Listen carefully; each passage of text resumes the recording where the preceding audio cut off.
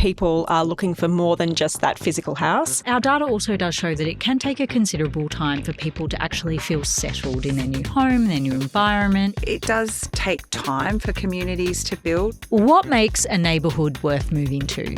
Not just now, but for the long haul. Because let's be honest, with affordability and the housing crisis at play, the Aussie dream has certainly shifted. In partnership with Stockland, I'm here with REA Group Senior Economist Anne Flaherty, who is deep in the data on this topic, and Cherie McMahon, General Manager of Customer and Marketing from Stockland. And let's start with the big picture. How big of an effort is it for the average Aussie to buy their first home or their next home? Look, for most of us, it's a mammoth effort. We know that the time it takes to save that deposit has been growing and growing. It's currently sitting a little over 6 years, and it often requires two incomes. If we look at wage growth, it's been far below the rate at which house prices have grown over the decades. And again, that's really one of the factors that's making it more and more difficult. So then where are buyers going to find this Aussie dream? Are our capital cities just completely maxed? Look, I think when it comes to that first home, there's sort of two options that people generally take. One is to buy a smaller apartment closer into the city. The other option is for buyers who need a bit more space. Maybe they're looking to start a family. They look further out. So in the outer suburbs, newly established communities where the entry price point is going to be lower. So where have you seen people flocking to live in order to get this space? The Ripley Valley, which is kind of west of Brisbane. This is an area that's got really beautiful lifestyle attributes. So you can live in a spot that's not overly dense, that's got lots of parks and great neighbourhoods. Okay, so then what types of buyers are finding their homes here? So largely our buyer is Middle Australia first home buyer, which makes up sort of half of our customers. So across most of the states that we deal with, it's typically your first home buyers, either young couples, early 30s, and young couples with kids. So that makes up the bulk of the people that we talk to.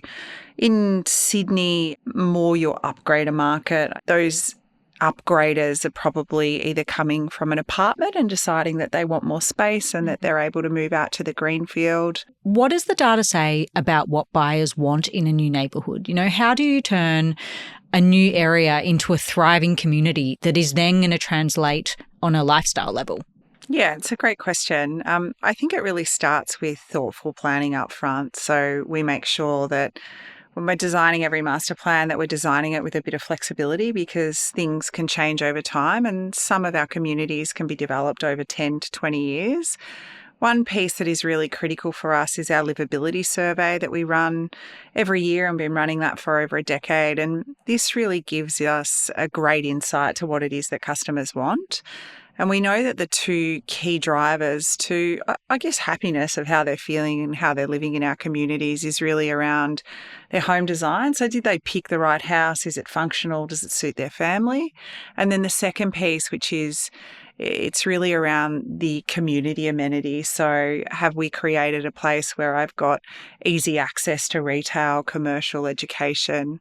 We know if we can get those two things right, that people are going to be really happy in the place that we've created. Just talk me through that livability survey because that sounds super interesting. What were the major takeouts?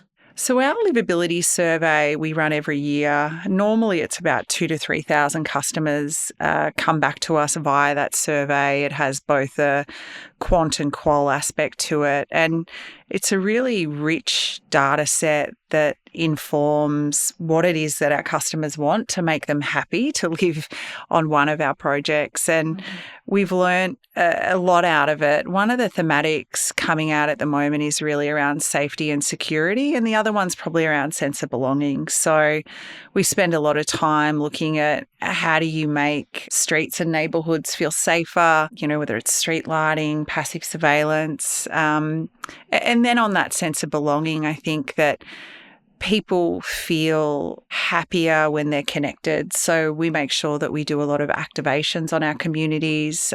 We run an open doors event in January this year and we'll run it again next year. And this is really about, being able to be out in the parks and meeting your neighbours because we know that really can make people feel a lot happier and increase their well-being. So if I could put you on the spot here, Cherie, what do you think are the 3 key neighbourhood design elements that buyers should be looking for when they're considering that up-and-coming area? I think it's about planning for the future and knowing what it is that you might need in your life and your lifestyle. And I think education, access to retail and greenery are three key things that'll be really important for any area. If you plan on having a family, sitting in a long commute isn't ideal. So making sure you've got access to education close by. We're actually delivering a number of different town centres around Australia at the moment, and having that amenity, whether it's bread and milk or your full-scale shopping, these things are just really important to have within close proximity to your house. And I think there's a lot of research to support that spending time in nature can really improve how you feel. So we make sure in the majority of our master plans that green space is, located really close and within walking distance of your house. And how does our data stack up to this? What do people want in a community, and is it similar to what Cherie's been saying? It's very consistent, actually. And when we look at our own property seeker and movers data, it really shows up that people are looking for more than just that physical house. People are increasingly looking ahead as well to what is my future circumstance going to be? Am I going to be having children one day? Am I going to be using that space to work in as well? So we know that particularly post-COVID, people are increasingly focused on what's around the actual property itself. Day to day, when I go for a walk, what's the local park like? Are there spaces available for me to spend time with my friends and family? And then, of course, that amenity is critical. So whether there's childcare or good schools nearby, how far do you have to travel to your place of work? Even things like co-working spaces in a community can be really great for a lot of people, particularly those with young children who are working from home, or you've got your own business. Having access to all kinds of different spaces that fit your lifestyle really shape where people look to buy. Yeah, absolutely. And look, moving is like one of the most massive things that we can do. It's stressful, it's time consuming, it's something we actually don't do often. Our data also does show that it can take a considerable time for people to actually feel settled in their new home, their new environment. And Stockland's been building these new communities for over 70 years now. Like, Cherie, do you know how long it takes, or do you have any data on what people tell you about how long it takes for these residents to feel like these communities are their home? Yeah, I think anecdotally we know that it takes a little bit of time for people to feel connected to the neighbourhood that they're in. But I think what they can find within their street pretty much straight away is like-minded people within that area. It does take time for communities to build and that social fabric to really start to form. But I look at all of our early communities, and we do get data sets out of livability in relation to those early stage communities. Some of the verbatims that we get really talk to the activations that we run and these neighbourhood nights, really start to encourage those friendships that are born with spending time with your neighbours. I think our asset out at Craigieburn, which is called Highlands, is a really great example. We had our 20-year anniversary of that asset a few years ago, and we've got great stories of customers who have bought 2 or 3 houses there, and they've really grown up there, and their families have grown up there, and that's had an enormous amount of amenity built there over time. But it's great to hear those stories from our customers about how our early imagination of what we thought a place would be really comes to fruition. So those people who have bought, 2 houses, 3 houses, I would call them like quite pioneers of those local communities. I imagine those people who are pioneering the communities getting in earlier, they do get in for a cheaper price because the community is in its infancy, as opposed to somebody who's buying into those communities when it's like fully master planned. Is that right? Yeah, that's correct. I think you can take advantage of an affordable entry price if you're willing to see the potential. And, I hope over the last sort of 70 years that we've been doing it, we've got a really good evidence base to suggest that we will deliver on what we're saying we will. The ability to grow that equity is great, particularly for young families who might want to go to their second house. I do encourage people to really try and get into those early stages. So, Anne, can we just fast forward to 2030, a couple of years away? What do you think buyers are going to be looking for then? will things have changed in any capacity? Well, I think one of the first big changes is what a typical Aussie household looks like. Now, 50 years ago, as I mentioned, we could say that couples with children, they were the most common type. Now we're seeing a whole range of different household structures. So we know that single and two-person households, there's more of them than there are families. But at the same time, we're also seeing this growing trend of generational living. So you've got, maybe 3-4 generations all in the one home. Flexibility is really the key here. And I think that people want to buy into a home and a community that's going to adapt with their changing lifestyle. I think people are often looking for a home where they can spend multiple phases of their life. So whether that's raising a family, whether that's the empty nester, that adaptability in terms of, what do we do with the spare bedroom? Is it for a person to sleep in? Is it going to be for a home office? Are we going to make a games room? Even the garage, of course, is being used for all kinds of different things, which our own research has picked up some really fascinating trends into how people are adapting those spaces. The adaptability of the home, and then I think looking ahead to infrastructure. What's coming? Is it going to improve livability in an area? And of course, we know that those big infrastructure projects can also add a lot of value to suburbs.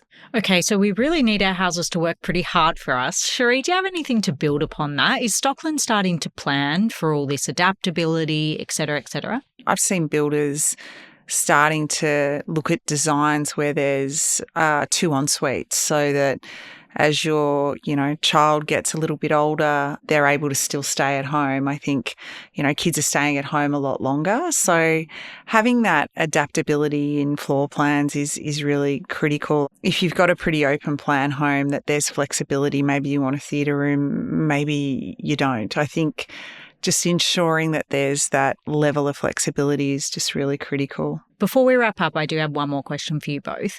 And if someone is house hunting right now, what is your one big tip to help them find a community that's actually going to be a good fit for their lifestyle? Look, I think doing your homework, and that isn't just going on the computer researching suburbs. I think it's getting out there, walking go have around. A coffee there. Exactly. Walk around the neighbourhood, get a sense of what the people there are like, hang out in the local coffee shop. Can you picture yourself in that neighbourhood? And then again, doing your research around what future infrastructure projects are coming. Are there going to be new schools built in an area?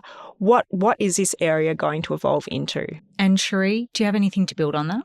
Yeah, I agree with everything that Anne sort of touched on there, but I just think it's convenience, making sure that you're thinking about the future in mind and have you got parks close by? Is there education? You're going to be chauffeuring your kids to school for over a decade, so you want to make sure that everything is really close by and you want to sit in a street and understand it for a little bit. And I'd suggest to people that you always go out 2 or 3 times, different times of the day, just to understand what it's like, particularly, if you were commuting back into the city. I think try and be in a place for a period of time will help you understand if it's the right place for you and your family. Well, look, thank you so much for both of your time. I hope you've enjoyed yourself. Thanks, Alice. Thank you.